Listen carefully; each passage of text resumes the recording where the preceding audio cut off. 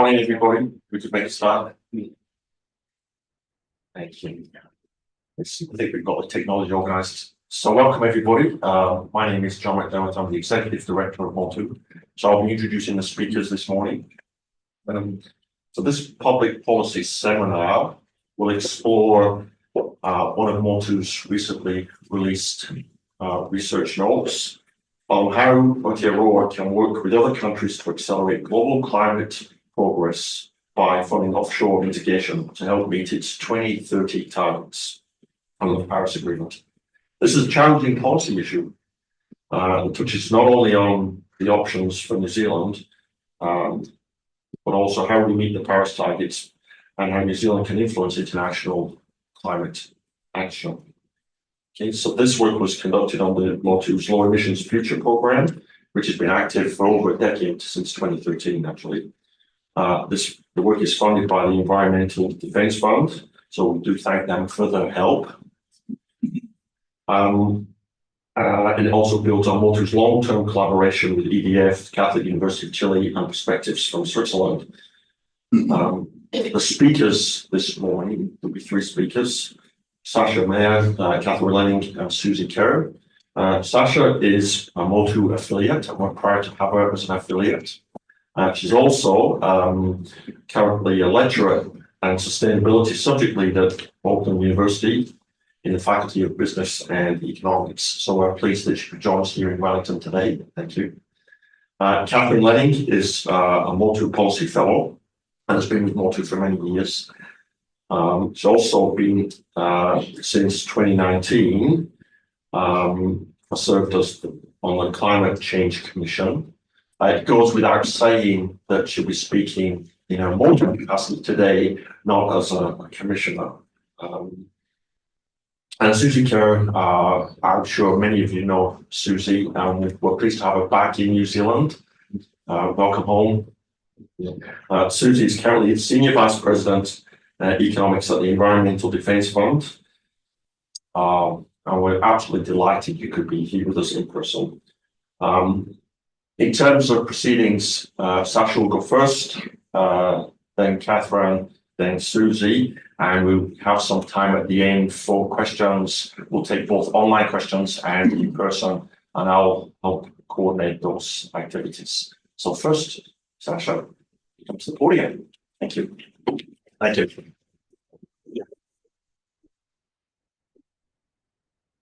Good day, everyone. Nice to see you. Nice to be here today.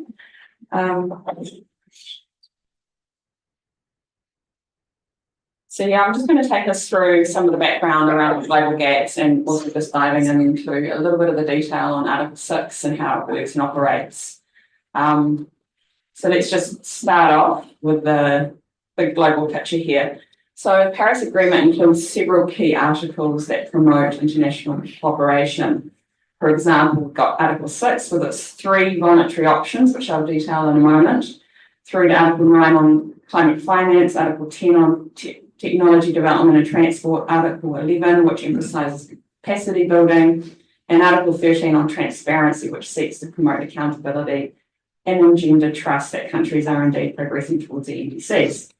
Under Article 6, the Paris Agreement outlines 3 frameworks, 2 of which are market-oriented, Article 6.2 and Article 6.4, and provide for transfer of credits among countries and with non-state entities. The third is a non-market option, 6.8. So we're not going to talk about 6.8, we're going to talk about the market aspects. But before we get into specifics, let's stand back and ask, why is offshore mitigation needed? To begin with, what we can see is that there are 3 critical gaps that must be closed to ensure dangerous levels of warming are minimised. These are the mitigation gap, the climate finance gap, the huge gap in equity regarding who has emitted the most and has the least resources to reduce emissions. Firstly, the global mitigation gap is very evident in implementation as well as the setting of existing targets. Collective current levels as of 2023 puts the world on a pathway to temperature rises of 3 degrees above pre-industrial levels. The 2030 NDCs under the Paris Agreement will reduce this to between 2.5 and 2.9 degrees. and we're looking at a cost-effective pathway consistent with the rise of 1.5, global net emissions must be reduced by 42% by 2030 relative to 2019 levels. But it is important to note that according to calculations by EDF, which based on modelling by the European Commission's Joint Research Centre, developing countries hold over 3/4 of the cost-effective mitigation needed in 2030 under 1.5-degree pathways. Now, given this fact that we need to focus our efforts and direct finance to where emissions will increasingly be generated from, we need to mobilise finance to flow from high-income countries like ours to these developing countries. Article 6 is an additional way to make this happen. If countries stick to their own patch, we will not limit dangerous levels of global warming. This is not to say domestic mitigation should be abandoned, it's rather that we must also direct our attention to where we can reduce significant emissions quickly and in greater volume without causing any more harm. And in fact, making this opportunity is also really important in terms of thinking about the sustainable development of developing countries. Leading on from how important it is to consciously direct money to these low-income countries, let's now look at the second gap, climate finance. To maintain a pathway for 1.5 degrees will require meeting global climate finance needs, estimated at between 8.5 trillion per year by 2030 to 10 million trillion per year over 2031 to 2050 range. Now, this is a huge increase from 2021 levels of 1.3 trillion per year. Massive, massive. This must be met through a mix of public and private sources, yet both sectors have been very slow to mobilise climate finance. This is partly because of the capacity, technology and infrastructure gaps, as well as investment risks and returns. However, political will in high-income countries is a significant barrier to meeting this sum. For example, in 2009, developed countries committed to mobilise 100 billion per year in climate finance to developing countries by 2020, but this was not achieved until 2022. The third gap that must be addressed is equity. This gap refers to how countries that have contributed least to the problem so far are facing the greatest damages and have the least resources to both mitigate and adapt. These are also the places where a large portion of emissions will be generated in the future, but where they do not have the resources to carry out these significant reductions without affecting their own development needs. As the slide shows, the bottom 50% of the world's population contributes only 12% to global emissions, but will be exposed to 75% of relative income loss in 2030 due to climate change. So with those gaps in mind, let's now turn to understanding a bit more about Article 6, the market approaches and how they can help us address these gaps. First, a little bit more about how they work. So with Article 6.2, this can be characterised as a decentralised and flexible mechanism in the sense that countries can decide how to structure their cooperative arrangements. For example, it could be sectorial, could be project-based, unilaterals, could involve private sector, as long as governments use ITMOs towards the NDCs, promote sustainable development, ensure environmental integrity and transparency, including in governance, and apply robust accounting to avoid double counting. To avoid this, all emissions reductions must be authorised by a host country, which then triggers a corresponding adjustment and reporting requirements. This is even if it is sold to an airline or a non-state entity. A corresponding adjustment means that a host country cannot count ITMOs towards its own NDC. Right now, agreements are being made, although trading is just starting and volumes are still very low. Article 6.4 is the transfer of emissions reductions between host and buyer countries via a UN mechanism. Thus, it can be characterised as centralised, because transfers are overseen by a US supervisory body, who, for example, are in charge of developing and reviewing eligible methodologies. Participation in the mechanism is voluntary, like Article 6.2, but the rules are centrally governed. There are two types of emissions reductions, those that are authorised for transfer and come with a corresponding adjustment, and those that represent contributions towards the host NDC. However, negotiations are progressing very slowly. So because of the state of play, we see Article 6.2 as holding the most immediate potential to open channels for high quality mitigation to boost global progress, given the urgency and the volumes that are required. As mentioned, other countries are already taking action, and which I'll turn to right now so we can have a little bit of analysis and understanding about what is actually going on in the landscape. So according to UN Copenhagen Climate Centre, there is a growing pipeline of bilateral projects and activities. There are approximately 90 bilaterals supporting 182 projects between 11 different buyer countries and 48 host countries. Japan's Joint Crediting Mechanism, or JCM, accounts for 119 of these projects, but they're not visualised up there.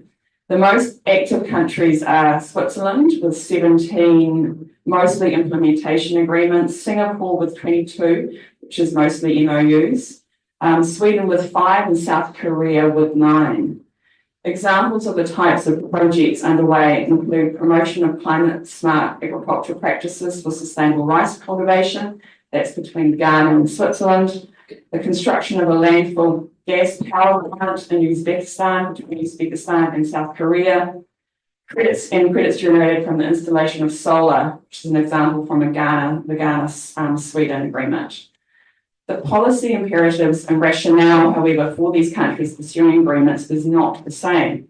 This is reflected in how they're engaging the 6.2 process and creating the infrastructure and institutions to operationalise it. And this is itself a reflection of the decentralised flexible nature of Article 6.2. Of course, buyer countries all meet stated Paris Agreement requirements. That means that they all seek to use ITMOs for NDCs, aim to promote sustainable development, and are focused on ensuring all ITMOs are of high quality and integrity, though that is the bottom line. But beyond this, there are nuances. Switzerland, for example, uses ITMOs or transfers for compliance reasons as well. For example, the government has mandated an entity called the CLIP Foundation to acquire ITMOs on behalf of companies that must offset emissions generated by the use of motor fuels under legislation. But Switzerland also states that it is using 6.2 to achieve its long-term 2050 target to be net zero. Singapore also intends to use 6.2 to generate ITMOs, so its companies can use, if they wish, to buy these to count towards a carbon tax up to 5% of their taxable emissions. However, more than just compliance reasons, Singapore is also aiming to become Asia's carbon trading hub and sees Article 6.2 agreements as the ability to create green growth opportunities. These include carbon credit project financing and development, sustainable financing, product structuring, and work for market intermediaries in Singapore. A third example of the flexible use of Article 6.2 is the MOU between Sweden and Switzerland on piloting the transaction of ITMOs based on carbon removal technology development, which they're trialling. So at a distance, you can see here, as you can see in this graphic up here, that activity is definitely happening. And there's great traction, and it's likely that it will increase as time moves on. Had to talk in depth more around, in terms of what other countries are up to and the projects in particular. I think we'll have that discussion in the Q&A. But for now, I'll pass over to Catherine, who will take us through the next stage, which is looking more at our research and bringing into bear the New Zealand context. Thank you.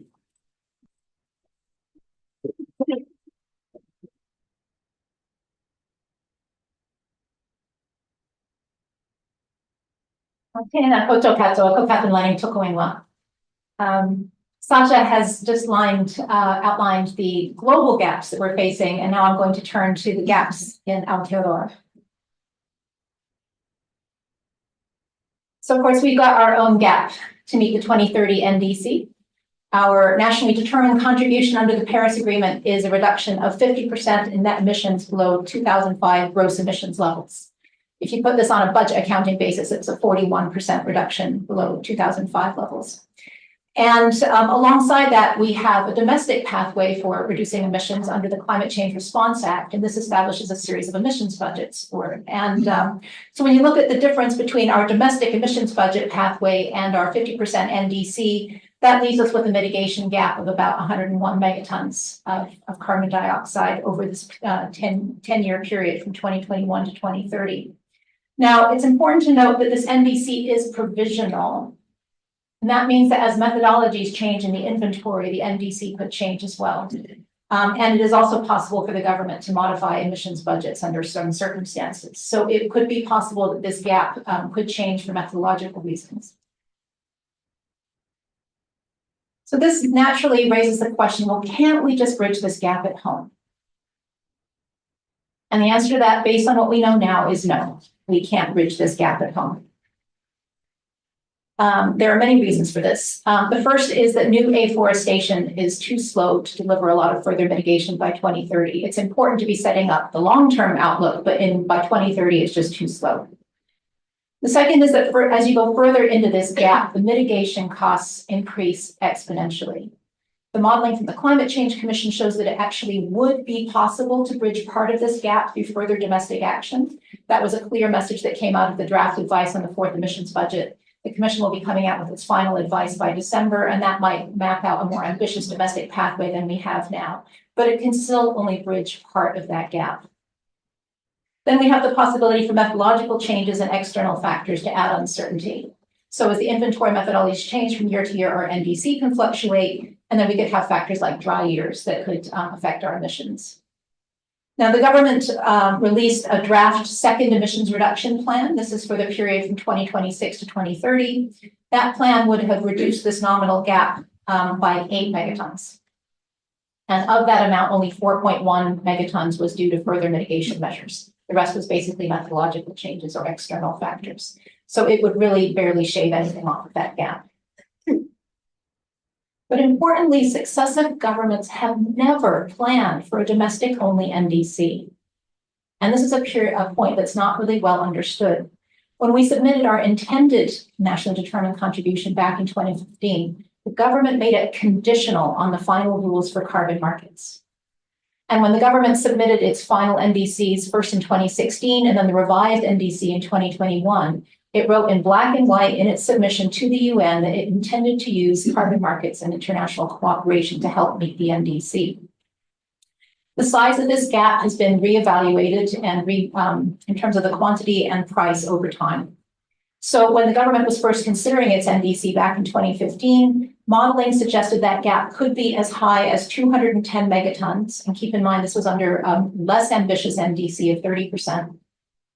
And that was costed at 9.7 billion, assuming New Zealand $46 per ton. Now, this was a very conservative estimate, and there were transparent limitations in the modeling. But Parliament signed off on the national interest analysis for the Paris Agreement, knowing that it could potentially spend up to 9.7 billion on offshore mitigation. When the NDC was strengthened in 2021, the government estimated a gap of roughly 100 megatons and put the price at 7.9 to 13.8 billion. And then in 2022, the Treasury and the Ministry for the Environment came out with an assessment that said the gap could potentially range from 88 to 114 megatons and put that price at 3.3 to 23.7 billion. Now, when you have a range that big, it means you don't really know how much is going to be involved in doing this. But I do have to say, if we are at the top of that range, then we're doing it wrong. It means our domestic emissions have gone way off track and we're buying mitigation from Europe at over $220 a ton. That's not what these mechanisms are designed for. This is for helping developing countries. And so I would expect us to be lower down in that range. But at the same time that governments have never planned for a domestic-only NDC, they've also never budgeted for offshore mitigation. And neither has Treasury ever recorded a liability in the budget. The McGuinness Institute has done some important work looking at potential options and obligations in that space. So we've seen from Sasha that the global need is there. We can see when we look at our commitments, the domestic need is there. And Article 6.2 is now operational, but Aotearoa has not stepped up. So that led us as researchers to ask the question, what is stopping Aotearoa from getting started? So we began our research looking at the technical and institutional issues that could be barriers to action. The countries using Article 6.2 will have to work together to determine the additional mitigation potential in host countries beyond their own NDC.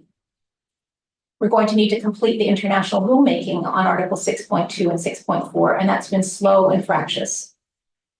We need to build institutional capacity in both host and buyer countries to implement these agreements. We need to figure out how to incorporate good safeguards for integrity, sustainable development, human rights, and the rights of Indigenous peoples. And we need to design effective and equitable mitigation transfer agreements. Now, these are definitely hard challenges. Doing this is not easy, but other countries are forged ahead and are learning by doing, and we aren't. So at this point, we organized a Motu dialogue, which brought together a group of cross-sector stakeholders to try to work through these issues together. This was not a representative process, and we were not looking for consensus. We just wanted to get a sense of how people felt about this issue and what we might be able to do about it. And we've got some of our dialogue participants here today, which is fantastic.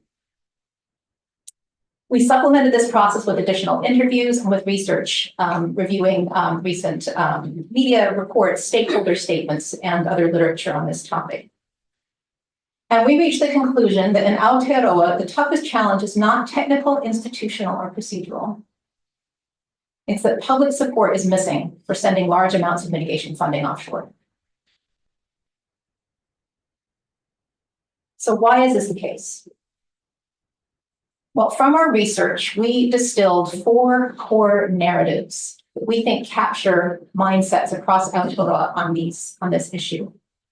And the first is dismissive detractors. These are people who believe that doing offshore mitigation fundamentally disadvantages New Zealand and they don't want to see any offshore mitigation. And the types of arguments we've heard about this, these will sound very familiar. New Zealand is too small to make a difference on climate change. The NDC demands more than New Zealand's fair share of global effort. Failing to meet the NDC would be better than sending this mitigation funding offshore, and the money would be better spent in New Zealand on other domestic priorities. At the other extreme, we have least cost compliance. They would be happy to see unlimited amount of offshore mitigation because that helps to avoid disruption to New Zealand. Some of these arguments, global least outcomes are economically efficient.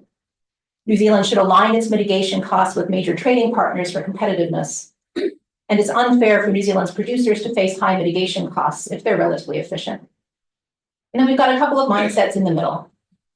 The first is we call carbon colonialism. This is the concern that actually doing this would be exploiting vulnerable countries and communities. The arguments here are that trading emissions commodifies the climate, that it's unfair to buy the low-hanging fruit from developing countries while we're continuing to emit at home, and past carbon market mechanisms have not been enough to protect vulnerable communities. And then finally, we have domestically driven. These believe that funding offshore mitigation risks displacing domestic progress. These people believe that New Zealand should reduce its own emissions first and foremost, that more mitigation offshore has to mean less mitigation onshore, and we lose those co-benefits at home. New Zealand should not risk dependence on other countries to help meet its NDC, and doing offshore mitigation will produce fewer benefits for the climate than doing it onshore. They see offshore mitigation as something you might have to do, but it's the option of least resort. And you put these 4 mindsets together and we get paralysis of action on climate change and offshore mitigation.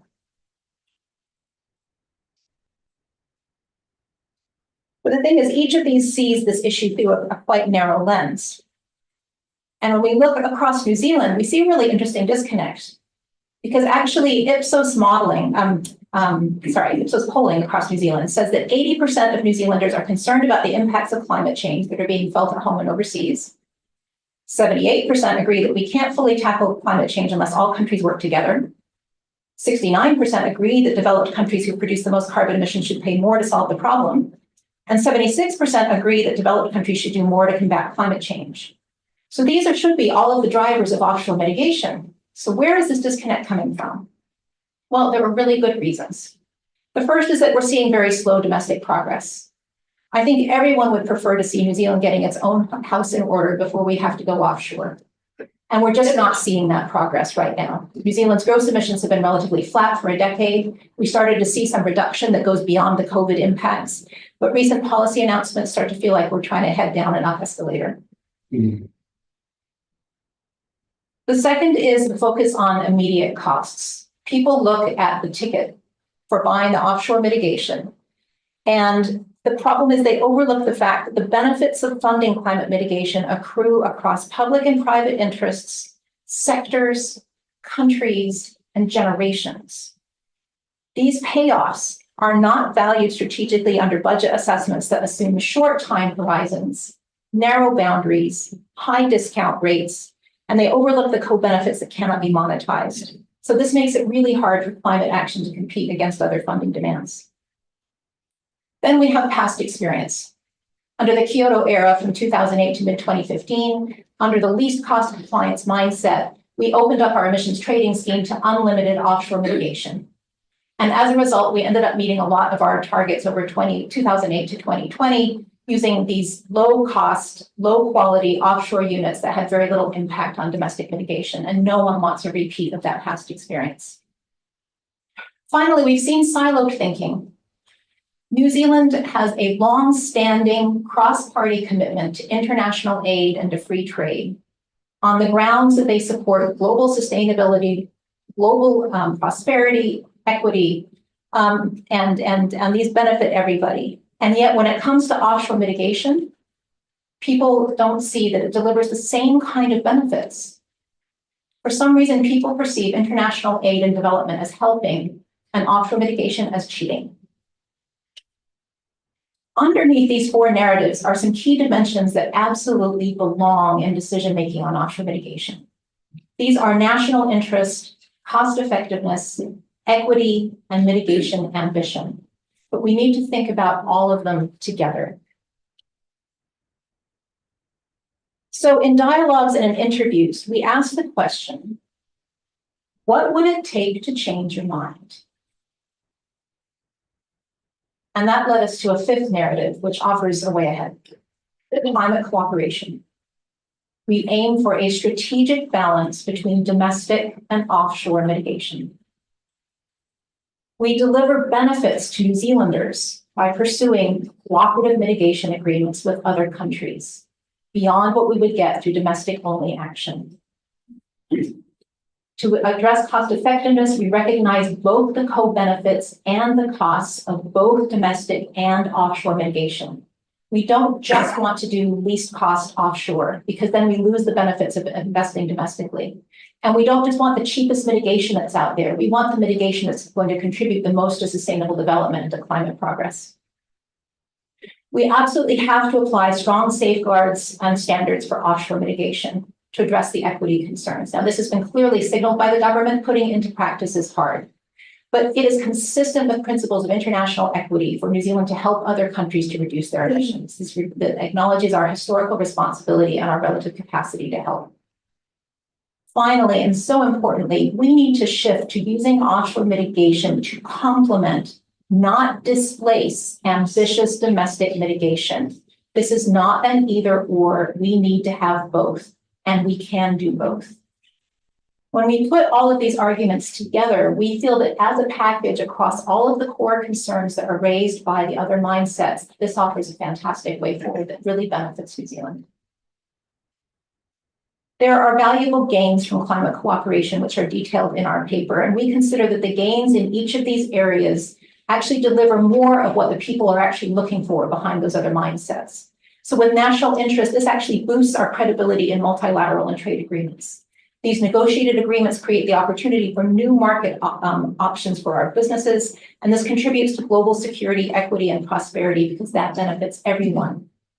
In terms of cost effectiveness, we get better outcomes because we're boosting the value for money from both domestic and offshore mitigation. The Climate Change Commission's analysis suggests that as you start to get into the gap in New Zealand, you start to look at marginal mitigation costs of $600 a ton. Think how much more mitigation we can do globally at $60 a ton in another country.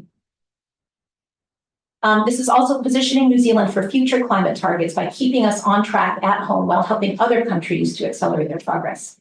In terms of equity, we consider that helping other developing countries actually boosts global equity outcomes compared to domestic-only action. This is accelerating global mitigation, sustainable development, and we're incentivizing the host country mitigation with greater co-benefits. And then finally, again, we're boosting global mitigation outcomes. And this is consistent with the just transition both at home and in other countries. We actually get mutual gains from cooperating with other countries.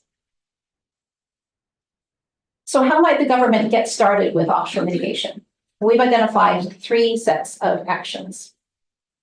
The first is to make policy and funding commitments. We keep hearing that the government is committed to meeting its 2030 target, but we don't have a plan for getting there. We need to see the plan for offshore mitigation. And this will both help to signal policymakers about how to proceed, but also other countries who need to know that New Zealand is looking to do these kind of agreements. We should be on their list. We need to put ourselves on this radar, and we need to plan for a horizon beyond 2030. Climate cooperation does not stop with our 2030 NDC. This is a long-term challenge, and it's going to need long-term benefits. The second option is to build a portfolio approach supported by partnerships and pilot initiatives. Partnering with other buyers helps us to leverage resources and expertise, spread risk, and boost our impact. Pilots would help to demonstrate proof of concept and build confidence. And the third is to clarify the roles of the private sector in carbon markets. This issue is not on the radar of the private sector right now, and yet for some of the other Article 6.2 buyers, particularly countries like Japan, Singapore, and South Korea, they are actually developing this as a business development opportunity. And the third, and then there's the issue of carbon markets. We're not clear what role, if any, the ETS would have in delivering mitigation, or how carbon markets might help more broadly. And we need to be thinking about the further linkages to the CORSIA carbon market for international aviation and to the voluntary carbon market. So I wanted to share 4 insights that came out of our dialogue process that really stood out to me. These were comments that people had made. The first is that we are a small country with small resources and a large target gap. And we need to have a national conversation about who's going to pay for this, how those costs will be distributed, and when. The second is that for some people, it is enough to do offshore mitigation because it benefits the climate and vulnerable countries. But for others, they really need to know what's in it for us. And that it's really hard to quantify the commercial and relationship benefits of upholding our international reputation and multilateral commitments. The recent free trade agreements with the UK and the EU have upped the stakes, as have the recent requirements that are being placed on our exporters by their customers. So there is a sense that our export markets are at risk, but no one knows just how much. And then, as I mentioned, our private sector is largely disengaged from this issue right now, and they could be leveraging a lot of investment and expertise to help make this work well. And finally, and very importantly, we should not be asking other countries to do what we're not willing to do ourselves. If we are insisting on environmental integrity, sustainable development, and protections for biodiversity, human rights, and the rights of Indigenous people from other countries, then we need to be doing that at home as well. And in fact, this may be a precondition to other countries agreeing to work with us. So I'll offer 3 points in conclusion. Cross-border cooperation is absolutely critical to bridge the mitigation gaps. As Sasha said, if countries stick to their own patch, we're just not going to get to the Paris temperature goal. This is going to require a shift in thinking and immediate action. We need to shift from the old idea of offsetting to the new idea of boosting, to the idea of from buying to exchanging, and from exploiting to benefiting. And future NDC progression should encompass both domestic and cooperative climate action. Cooperation will not end in 2030. It takes a long lead time to negotiate these kinds of agreements, and they may actually deliver benefits in the longer term. As a final reflection, New Zealand is the product of generations of courageous people who have ventured offshore. And I think climate change is inviting us to do it again. I have to say some really big thank yous. First, the Environmental Defense Fund for supporting this work. We really, really appreciate that. I'd like to acknowledge Hannah Kotula, who is a MOTU research analyst and who contributed to this paper with research support. I'd really like to thank all of our International Climate Cooperation Dialogue participants for telling us exactly what they thought about offshore mitigation, and for Trish Hall, who did facilitation support, and for the MOTU RAs who helped out with that process as well. And then I'd like to thank the production team, Anne-Marie Emerson, Steve Lynch, and Emma Williams, for helping to get the report out into the public. We look forward to continuing this conversation with you, and I'll turn over to Susie.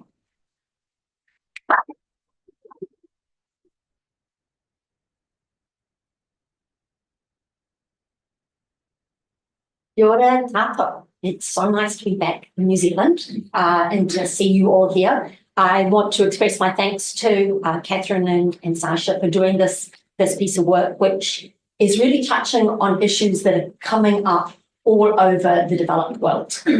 So Europe, US, Canada are all facing these issues, and there's been remarkably little thought. So this is a terrifically useful thing. So really trying to rethink what we call carbon markets. I wish we could rename them at the same time, but haven't thought of a good answer there. So essentially, I think of international carbon markets as a mechanism to move resources towards those who have the ability to mitigate climate change, accelerate their mitigation, but that don't have the resources to do so. That's a very different way than a lot of people characterize carbon markets. So as Sasha pointed out, there are these huge gaps globally. If we want to be on track to achieve 1.5 or even 2 degrees Celsius change in limit to that, which will be enormously damaging even at those levels, then we have to address these gaps. So one estimate of the gap is a $2 trillion annual gap for finance to developing countries to accelerate their domestic emission. And this is going beyond projections of what would be possible for multilateral development banks like the World Bank or the Asian Development Bank, and to go beyond aid budgets. So this is taking into account that we're doing those things, but we still have this enormous gap. And that's a finance gap. So that's money that is being invested. It's loans, it's equity, etc. That probably requires on the order of 200 billion per year of concessional support. That's cash. So when people talk in the climate negotiations about the finance commitments, they talk about 100 billion. They're talking about loans. They're not talking about cash. And so as Sasha pointed out, they're talking at the wrong scale. Those discussions are lovely, they're great, it's helpful, but it's not going to fill the gap. We need to be talking about what is required there. To actually do this acceleration of climate action in developing countries, we need clear direction on what that mitigation looks like. How are they actually going to do the mitigation? How are they going to transform their electricity sectors? How are they going to protect their forests, change their coal production, steel production, etc.? They also desperately need non-financial capacity to implement mitigation. Every developing country you go to is desperate for help. Some of them know what they need to do, but they don't have the people, they don't have the technology, they don't have the ability to implement the changes that they know need to happen. So even if they had the money, they wouldn't be able to actually do it on the scales that are needed. But they are now beginning to really look at this stuff seriously because they are feeling the impacts of climate change themselves, and they're like, well, it may not be our responsibility, but if we don't do anything about it, no, it's not going to happen. And we're actually just shooting ourselves in the foot. In order to get this money and this finance to be effectively used, there need to be incentives for people to use it well. We know from the long history of aid that just giving money to people doesn't necessarily lead to the changes that you're seeking. So there need to be incentives for us to provide resources in ways that will make a difference. So we're not just supporting our own consultants and our own businesses and our own interests, but also incentives for the developing countries to use those resources in really effective ways to actually reduce emissions. So it needs to be done with clear incentives, reporting, controls on both sides. It also requires some generosity. We know that humans are good at solving cooperation problems on small scales, but it's much easier when you trust each other and you're generous and you build up the trust and the cooperation in that way. Carbon markets, and I continue to put them in quotes, can be a mechanism to support that because they provide incentives, they transfer resources, but they have to be thought about differently from the way a lot of people talk about them. So this is old style carbon markets. At the country level, in the countries we're trying to support, there used to be no systemic plan. So in China, under the CBN, there were a whole lot of projects that were being supported, but the Chinese government had no plan, and this is China, for how they would actually do the mitigation, how they would make a transition to a low carbon future. they do now have a plan of that nature. But in the past, it was sort of dealt with project by project by project. The finance that was being provided was uncoordinated with the resources that were being spent to try and mitigate. And those resources were coming through individual projects. So those don't scale up. People thought about those projects as a way to avoid action. It was thought about as offsetting, and they had low integrity. They just didn't lead to the systemic shifts that are required to move from a heavily coal and oil-based economy to a heavily renewable-based economy. So one of the solutions here, I'm sorry, that comes out really weird on the screen, but I should have spotted that earlier. So one of the solutions to this isolated approach has been a move towards dealing with these things on a larger scale. So what's called jurisdictional. And the mitigation option that has been promoted in this way has been largely forest, because it was very clear, and the recent Guardian coverage has shown this again, that if you just protect little pieces of forest, you don't have effect at a landscape scale. You have leakage, you move to another, the deforestation simply moves somewhere else, or it moves to a later time period. You cherry pick the places you wanted to protect anyway. So based on a lot of work and a lot of economic analysis, we've moved up from dealing with individual forest projects to thinking at the level of jurisdiction. So the whole state of Pará in Brazil or Mato Grosso, really, really large areas. And the advantages of that are partly in integrity. So you can be more sure that you're actually making a difference to deforestation. If you see deforestation rates fall at the level of the whole of a state in Brazil. But also it means you're dealing with the people who actually drive the systemic change. So the people who are able to think about the whole landscape in Mato Grosso, who are able to change policies so that they are not subsidizing forest clearing. They are instead subsidizing agricultural intensification. They are enforcing their forestry regulations by building up institutions, etc. So you can have impact at scale. And you can potentially really help the local communities and Indigenous peoples if the jurisdictional process is done in a really collaborative way. But they then only have to deal with one jurisdiction, one agreement, instead of having to deal with hundreds and hundreds of little project developers, each of which don't necessarily have incentives to work well with them. So what we're moving forward to now, forestry is great. It's a significant chunk of the mitigation we need in the next 10 years, because once the forest is gone, you can't go back and protect it. So we need to stop the deforestation now and then move into reforestation. But the really big option for cutting global emissions, and that is absolutely critical in any pathway towards 1.5 or 2 degrees, is energy transition. So it's cleaning up electricity, getting out of coal and oil in electricity provision, and then electrifying many, many other things. So we are now moving into a state where the countries, the developing countries who are active in this space, so one I've been dealing with recently is the Philippines, they are beginning to have transition plans. They are actually looking at what it will take to get their electricity system from where it is now through to being close to 100% renewable. They have these plans and they're beginning to work with a series of different funders. So all sorts of people are coming to the Philippines with all sorts of ideas about how they could be supported to do this sort of thing. We are working with them to help them develop open source electricity sector capacity modelling so that you can become really concrete of what transmission lines do you need, where do you need batteries, what new renewable plants do you need, which coal-fired power stations would be sensible to close first while you keep the lights on across the country. You need to have those plans so that you can really begin to say, what is it that we actually need in a concrete sense? And we need the sort of stakeholder processes that people like Catherine have been running for a long time in New Zealand, so that you begin to develop that shared sense within the country where you're going, so that the banks understand, so the insurers understand, so that they're talking the same language to each other and also to the international partners.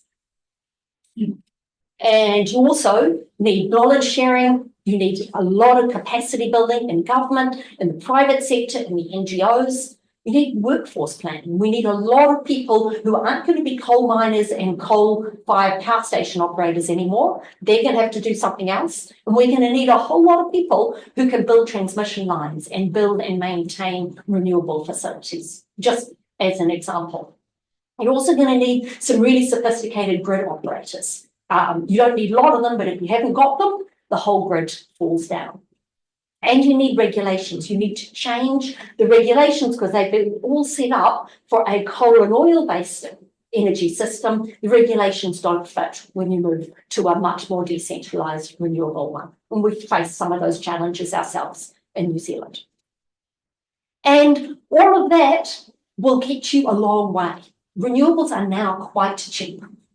So if you could get the finance and the insurance, the risk management, pull the whole package together with capability, potentially you can actually make investment in renewables profitable. It's certainly profitable in a lot of developed countries now. Developing countries are a little further behind. But there's a lot of investment happening now in renewables, and it's simply driven by profit. So there's a lot you can gain right there. But there are some things that aren't going to be profitable in the short term, and you need some sort of additional incentive. So that can be through carbon markets, as well as through other things like aid, concessional finance, etc.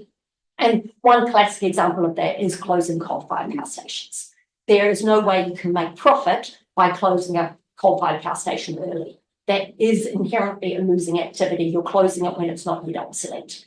So somebody has to be willing to pay the cost of doing that. But there are lots of other examples that can be helped with carbon markets or carbon finance. So I'll stop there. How is New Zealand going to help with this global transition? Thank you. Thank you so much.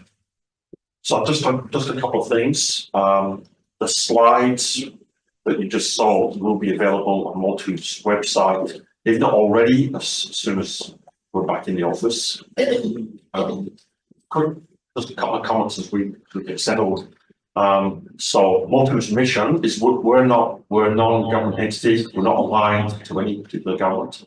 Our mission is one, the production of this research so we can make sensible policy decisions in an array of areas that we're looking at.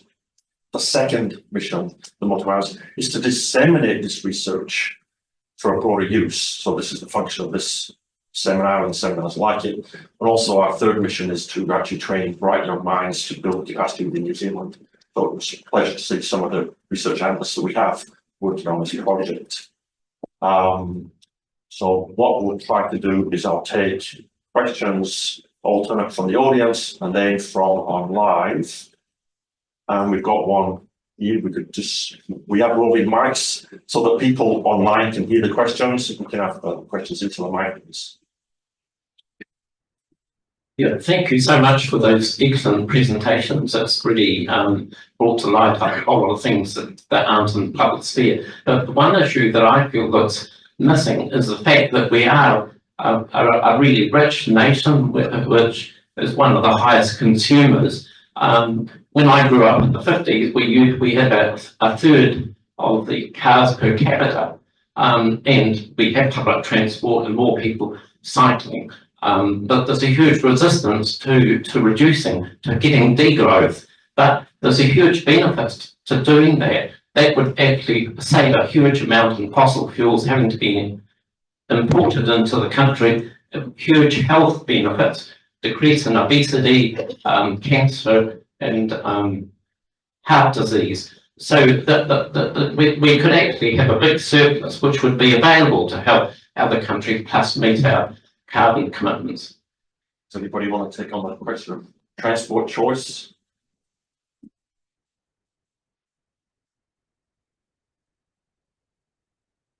Me see that's picking up. Great. Yes, thank you so much for that. I think it is absolutely critical that we get our transport emissions under management in New Zealand, and that the experience that we get with doing that well could translate to helping other developing countries.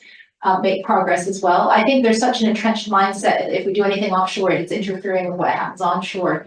I think we need to maintain this new mindset that says actually we're going to keep ourselves on track domestically and then boost our global contribution beyond what's possible, and doing the transport well at home is going to be critical for that. And I think other countries will be looking to see our progress. And if it looks like we're evading our responsibilities, they may prefer not to work with us. I don't know if that fully addresses your concern, or there's another dimension you'd like me to focus on. Okay, thank you. I should just have said at the beginning, there are media present in the room, and by the way, you're more than welcome and helping us disseminate this important research. But if there is a question from the media, can you please identify yourself? Should ask the question? I'd really appreciate it. Emma, do we have any online questions? Doesn't matter how ambitious the partner country's NDC is compared to ours. After all, doing a deal with them contributes to our NDC, not theirs.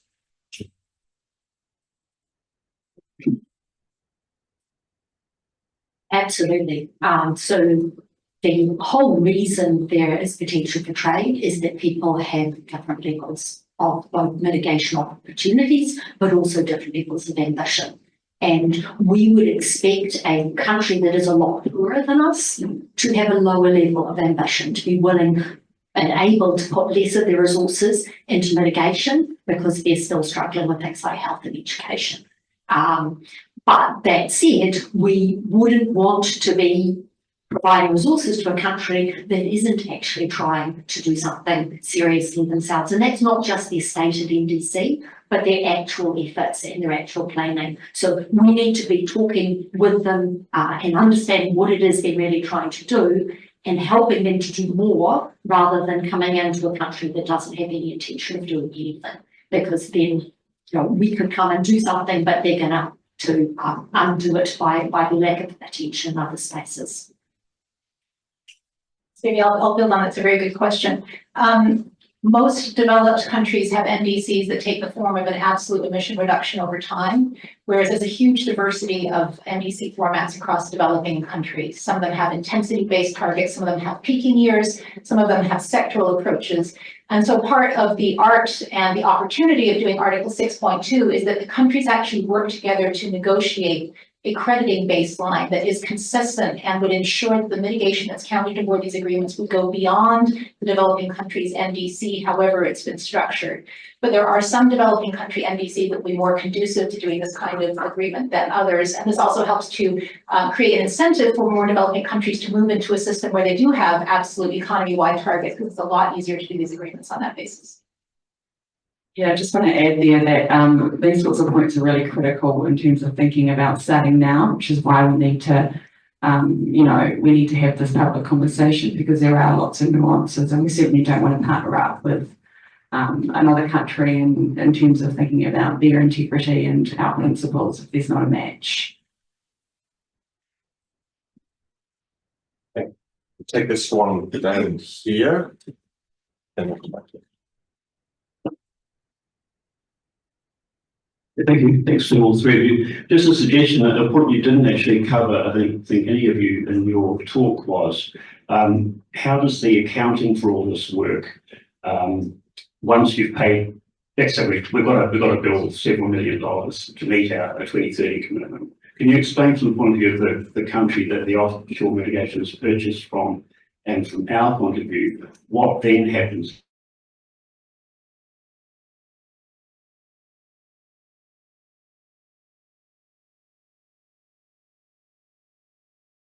Social license. So do you have any ideas about what it might take to do that? Or is that the subject of your next effort in inquiry? Thank you. Just move the questions along, try and get a collection so we can. Yes, there's probably what I call back to the future question, two parts.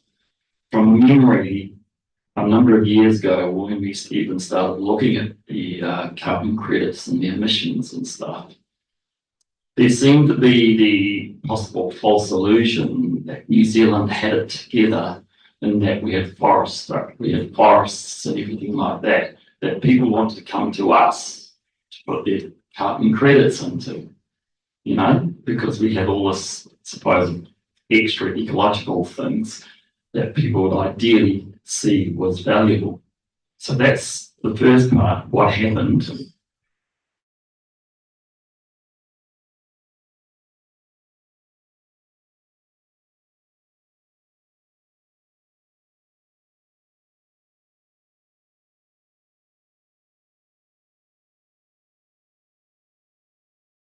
Community-led development projects, because that's the people on the ground. And if we can work also with their governments, would the quid pro quo be better for us because we're down at that level rather than trying to compete with the big actors? Okay, Jeff, if we take a question from Jeff, and then we'll let the panelists answer, and then we'll take. Okay, thank you. I'm not holding my breath that New Zealand's going to be anywhere in the space, like frankly. You know, we've had 35 years of big promises and zero result, and a great deal of cover-up rhetoric to go with it. So what I want to pitch to you is an economist question about how, you know, not just for New Zealand, but for any developing country, you think about doing the sort of scale of international financing that you're discussing here. And this is an old economist problem called the transfer problem. It is that to actually shift resources internationally is not simply a matter of having cash. It's a matter of actually being able to change the allocation of global resources in a meaningful way. And from the New Zealand's point of view, I'm just focusing on the New Zealand case. We're a country that runs a persistent current account deficit on our balance of payments. Major financing of mitigation in another country, financed out of New Zealand taxpayers, requires that we manage to make it to get our hands on the foreign currency purchasing power to undertake that action. And with a current account deficit, that fundamentally means you've got to go borrowing offshore to raise the resources to do the mitigation. So I'm just a little bit worried about whether you've actually done the macroeconomics of this. Okay, I can get the panelists to take all their questions, and then we'll take another batch online, and then come back to the audience.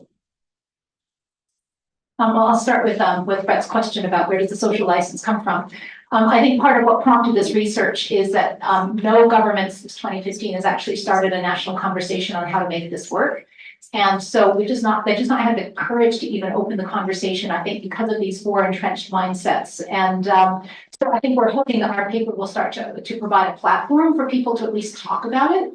You know, at the Climate Change and Business Conference, the minister was saying, you know, politically, people think this is a nice to have and not a must have. And yet New Zealanders want to meet our Paris target. And it's really important as a climate imperative that we do make this a reality. So New Zealand does stand for the values that sit behind doing this kind of thing if they understood why there are benefits to New Zealand and to the climate from taking this approach. So I think it's about opening up conversation, showing some leadership from government, but also leadership from NGOs, from the research community. You know, there aren't NGOs calling for progress in this space because they see this as they're more in the carbon colonialism or domestically driven mindsets. And so we were hoping if we could, you know, help people to see the potential, it would help to shift that.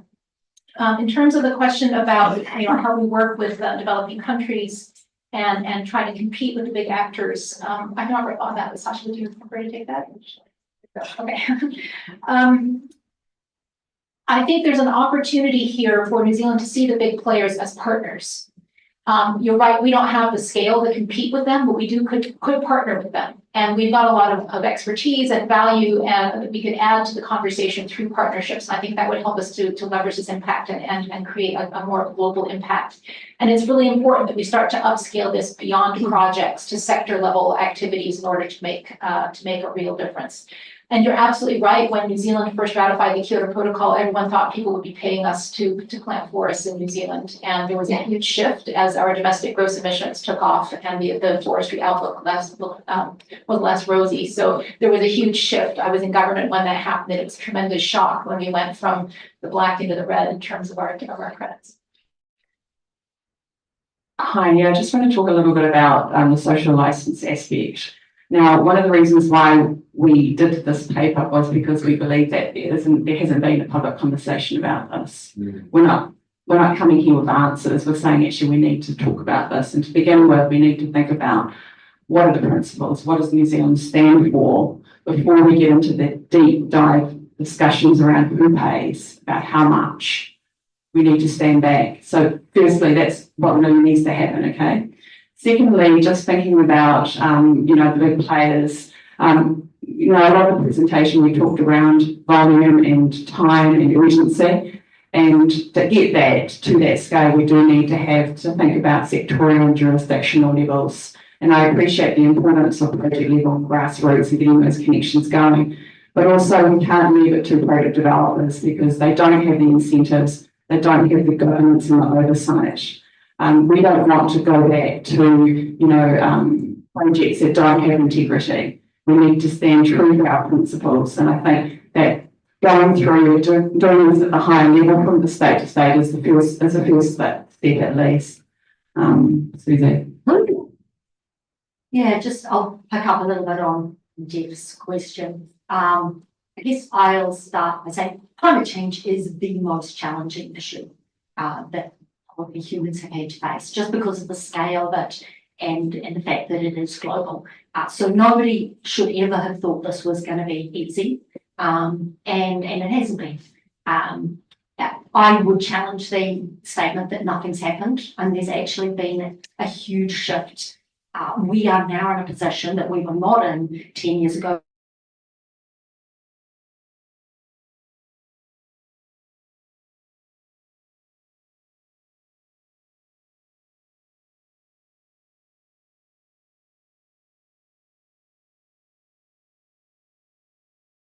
Various pieces of data since then, the growth and investment in clean energy is doing this. And that's largely because of this competition among countries, and that the price of this stuff has been coming down like this. So there's a lot of reasons for optimism that we can actually begin to make progress. There's an enormously long way to go. But actually, we're now on track to get to 3 degrees, which is not a happy place, but we were on track to get to 4.5 degrees. So 3 degrees is a heck of a lot better than 4.5. And if we can get down towards 2, that's going to be much better still. So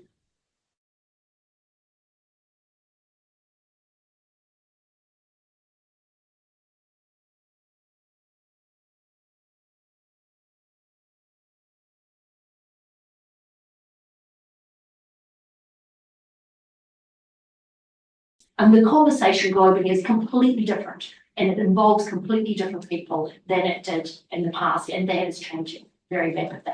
Macroeconomics, I'm a little leery of saying anything about macro with John here. You're right that there haven't been a lot of macroeconomists active in the space until relatively recently. It just, CG analysis and stuff like that. But the funding that is needed is finance flows. And this is private money that is out there in the pension funds and the capital funds and all of those sort of funds out there. This is not taxpayer money, the $2 trillion gap that I talked about. So this is money, there's plenty of money out there. It's just being directed towards the wrong things at the moment. In terms of the actual buying credits, which is the much smaller number, yes, there may be some balance of payments issues, but this is not unique. This is not the only issue where we're trying to import things into New Zealand. So we have to think about it in that same sort of way. And remember that by doing this, we may actually both protect and enhance our export revenues. So we have to, again, to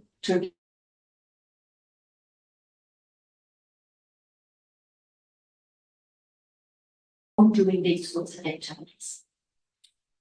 Okay, thanks. We'll take a batch of questions from online.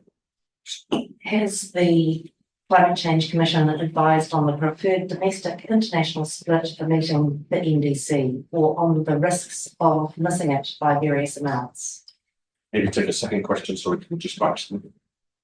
Now, In the financial accounts of the government, Treasury has made the judgment that commitments under the Paris Agreement are insufficiently binding to be included as a financial liability for the government. This seems to be a strong disincentive for action to be taken. What is your view on this? How should it be regarded in government accounts? Any thoughts on those two questions? Yes, thank you. Again, I'm not speaking on behalf of the Climate Change Commission today, but I'm happy to share the information that is out there. The Commission very much has a domestic focus in its work under the Climate Change Response Act, and so it provides advice on the progression of domestic emissions budgets. Essentially, domestic emissions budgets represent the progression of our domestic contribution toward our global contribution under the Paris Agreement. So by recommending a domestic pathway, it then helps to provide insight on how large the gap would be between our emissions budgets and the NDC. The Commission has signaled in its advice reports repeatedly since 2021 that the lack of clarity about how the government intends to meet the NDC is a real problem. Both for understanding how the ETS market will accord with NDC settings, and also just for helping people to understand, how the commitments will be fulfilled and what the expectations are for domestic players. And then in terms of the treatment of this issue by Treasury, the accounting treatment under the Kyoto Protocol was very different. We did have a liability in the budget because of the legal structure of the agreement being different. Refer people to the work of the McGuinness Institute going into the really technical details about government financial accounting systems, which are definitely not my area of expertise. I think where I come down is that if no one budgets for this, it's just not going to happen. And so we need a mechanism that's going to provide accountability and transparency so policymakers and the public understand what costs are involved, what trade-offs need to be made, and how this is actually going to happen. And so we need a process that's going to deliver that. When the government has an actual plan for implementing offshore mitigation, then Treasury may be in a better position to put it into the accounts. So it could just go ahead and budget for it. We don't have to worry as much about the liability if the government is going ahead and facing it straight on. But I'll refer you to the work of the McGuinness Institute to get the real experts on the case. Okay, we'll take two questions on this side of the room. What's on the front row? We'll take two and then I'll can answer them. You're okay, so I really admire the strong brain power here. So it's a simple question. We all really like having more things at cheaper prices. And of course, more things mean more resources. And I hear what you're saying, Susie, about the race in the US and China for the renewables. But what I see around me is that we want to add that on top of all we already have. Like an example, a friend of mine just bought an electric car.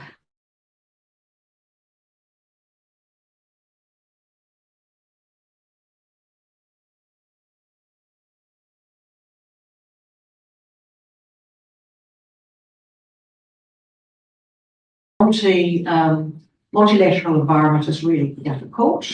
All the renewables require lots and lots of different bits and pieces from different places. They require good supply chains, which are not working very well at the moment. And I'd like to see them all be able to work, but I think we live, working in a very different environment with human psychology that doesn't fit very well. Any comments? I'll take, what you think about that? We'll take one more question.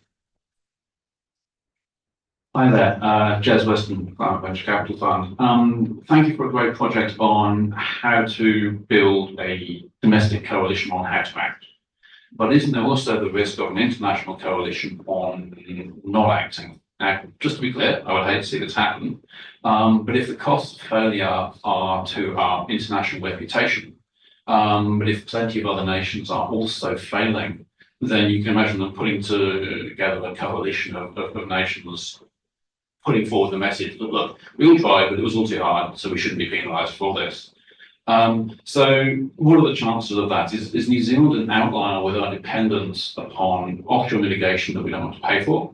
Or are there other nations with similar problems in similar situations who could help us avoid the reputational cost of failure by failing alongside us?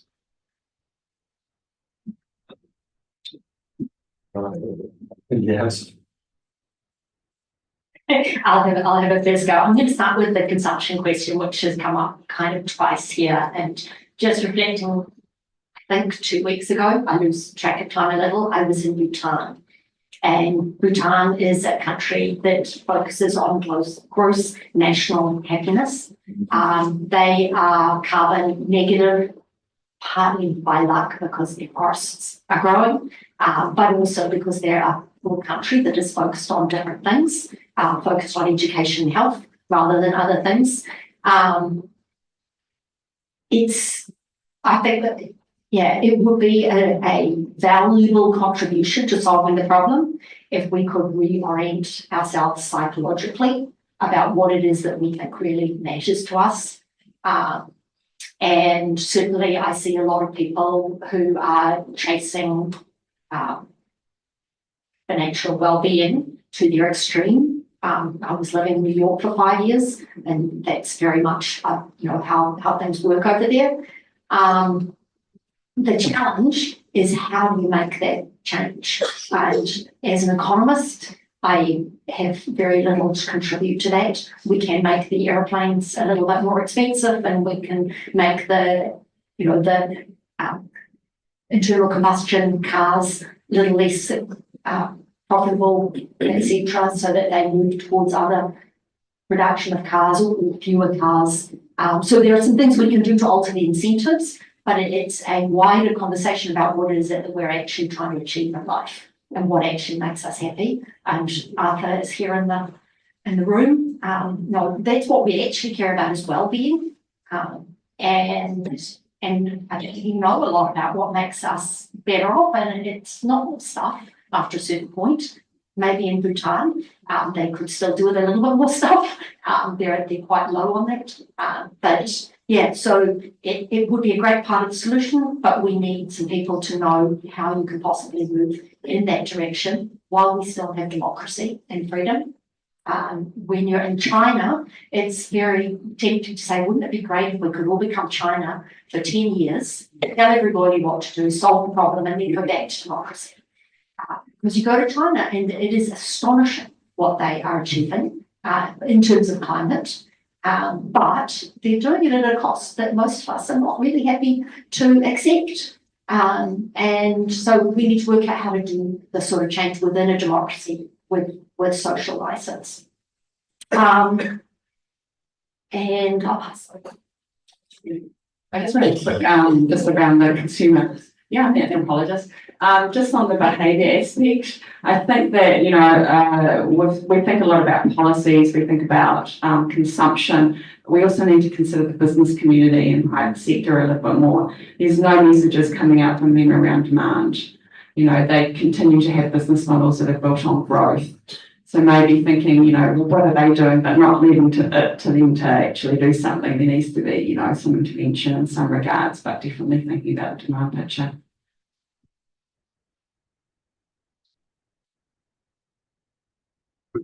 Take another question if you want. Oh, yeah, the other question. The dark question. Would it be good for everybody else to fail because then we don't have to feel bad because we're a failing community and we're all in it together? That is a dark question because that's a cycle towards weekly Gabriels, which is not a future we want. I think that the more people who fail, the less the reputational risk is from failing, which is turning that around. If New Zealand succeeds, every example of somebody who succeeds makes it a higher cost for those who failed. And I think there are quite a few countries who may not meet their NDCs because most richer countries actually will need to get some sort of mitigation from other countries, and none of them have credible plans to do so yet, but they can still tell significant stories about reducing emissions. And you look at European emissions, they're going down. You look at US emissions for spurious reasons, but they are going down, right? I think in both cases, they may not literally meet their targets, but they're going to be showing that they're making a lot of progress. And I think that's what really counts. It's not a tick box. We were in compliance, we were not in compliance. It's who's making real progress, who's doing really good stuff. And ideally, there are people who also are in compliance. I'm not going to even look at action bases. I finished saying that. Okay, there's two questions on raw water. Just one more point around compliance and the coalition. Just look at Singapore. They're not even thinking about that. They're thinking about this as an opportunity. Yeah. So, you know, I think if we just reduce the thinking about NDCs, and we're missing the whole point here. Okay. So I've got two questions here. We can start making the questions concise. I'm loath to make the answers concise, but we're starting to come to the end. Hi, Kevin G from the Climate Institute. We've got technologists developing internationally relevant export opportunities who often need to deploy internationally anyway. And so with guidance like this, they could deploy in those locations. I'm actually more interested in which government agency do you think would lead something like this? It seems to be a classical problem that falls between government agencies. And there's a question up there. Yeah, Ollie Dalton, Carbon Forest Services. Try and make it concise. Yeah, I've been working in space for 20 years, almost, likely. I have to say I've been disappointed with the way the market's worked, both internationally and domestically the whole time. So just try to be concise here. So I'm interested in the safeguards to avoid what's happened previously, and some examples, or maybe just one, in the interest of time, would be McKinsey Institute early on put out a carbon price curve. The average price of carbon reductions was $2 US over that curve. Obviously, some have a negative cost, some have a very high cost. What happens in a market for efficiency, low-hanging fruit, building makers, Singapore, etc., jump in, pick up very low emission reductions, but then they pass it on. You know, they're contracting hundreds of thousands, if not millions, of hectares of forest in Africa. These guys aren't doing it for international cooperation. They're doing it for making a lot of money. So that's a cost to us as well. If New Zealand is slow, we'll go out with emission reductions offshore at a higher price. So what sort of safeguards are there to avoid this sort of market behaviour? So can we get a response to those two questions, and then I'll take some online who've been very So in patient. terms of which government department leads, you know, we've seen models in other countries where it's very much a cross-departmental effort. You need to have the Treasury on board, the people who understand the technical details from a greenhouse gas perspective, the people on top of foreign affairs, and the people who link to the business community, which is helping to leverage the investment. So it really could be a team effort. Currently, this is centered at the Ministry for the Environment, but as part of a plan, the government should be outlining who would need to be at the table. Yeah, so commenting on Ollie's question. So it's really important to recognise there are two very different markets here. There's the voluntary carbon market, where the prices are $2 a tonne, integrity is incredibly low, it's kind of Wild West out there. There's a lot of efforts to try and improve that, but basically it's unregulated. There is no government control of that. And that's where people are buying large amounts of tonnes. They don't have government authorisation for those. Those are not tradable as ITMOs. They're not something that New Zealand can or should be engaging with internationally. The only credits that are trading internationally that are eligible for either the International Aviation Agreement or for Article 6 are trading at much higher prices. So at the moment, the Coursera credits that are available, that's for aviation, are trading at $30 a tonne, and there are almost none of them. But that's the price that they're looking at. No one really knows what those costs should be, but it's significantly higher than $30 a tonne if we don't end up in the dark scenario that we're talking about over here.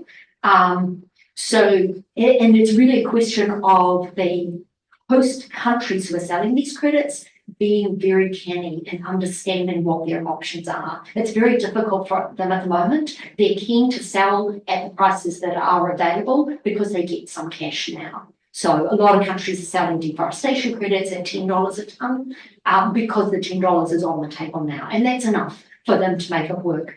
Potentially, if they waited, they could get much higher prices, but it's a very risky thing.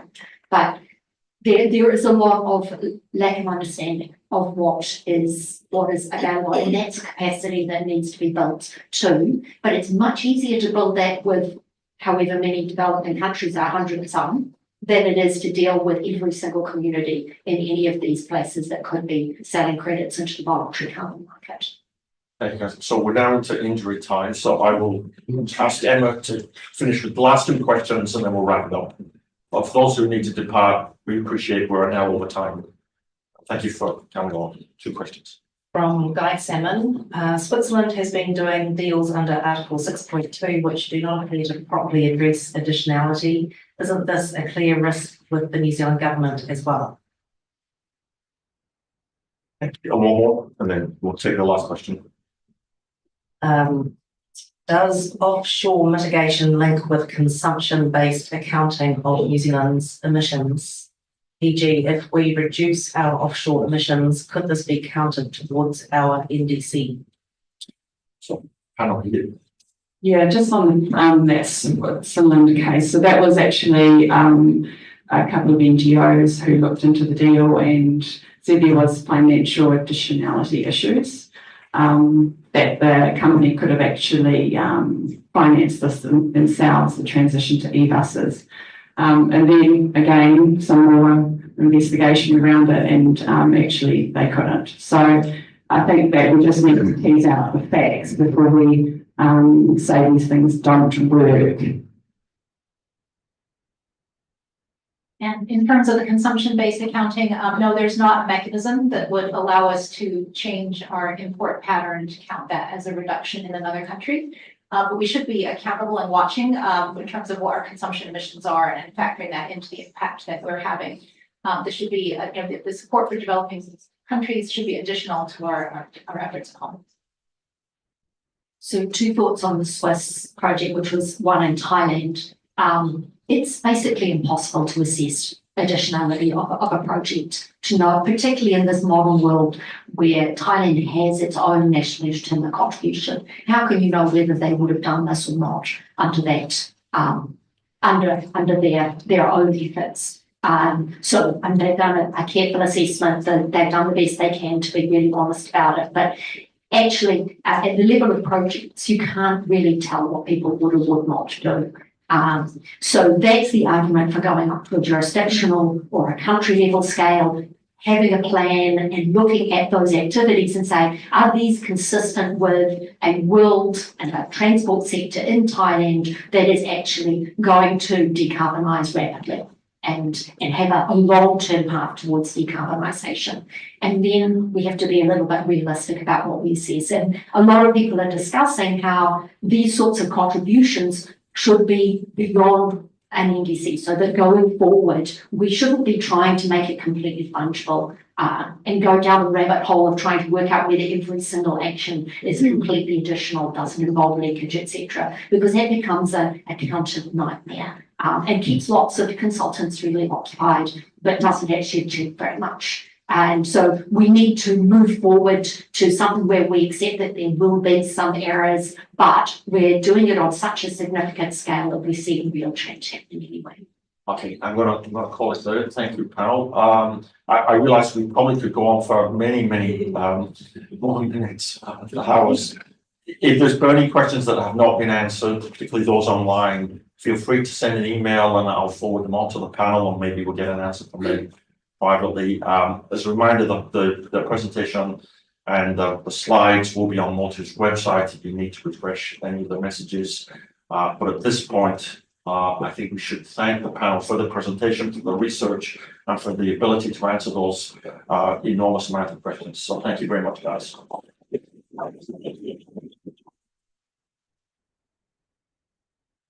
Been a pleasure to have you all here. Wish you the best of the rest of the day to you. Thank you.